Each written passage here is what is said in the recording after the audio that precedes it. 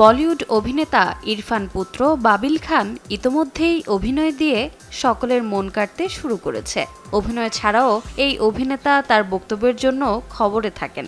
এই যেমন এখন বাবিল বলেছেন যে তিনি তার নামের থেকে খান উপাধিটি মুছে ফেলার পরিকল্পনা করছেন। কেন এমন সিদ্ধান্ত দিলেন তার জবাবও।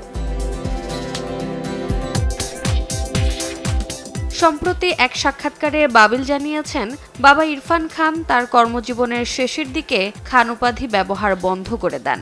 বাবার থেকেই অনুপ্রাণিত হয়ে তিনি পদবি ত্যাগ করার কথা ভেবেছেন, কারণ নিজের পরিচয়ে পরিচিত হতে চান তরুণ এই অভিনেতা।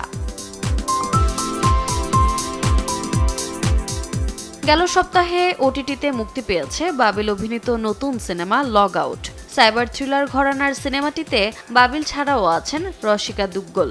সামাজিক যোগাযোগ মাধ্যম তরুণদের উপর কেমন নেতিবাচক প্রভাব ফেলে এই সিনেমায় সেটাই তুলে ধরেছেন নির্মাতা।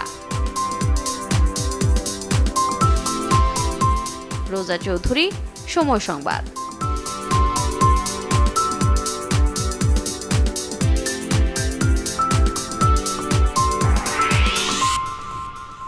65% পর্যন্ত বিদ্যুৎ সাশ্রয়ী হাইসেন্স এসি, যার ফাস্ট কুলিং মোড দ্রুত ঘর ঠান্ডা করে।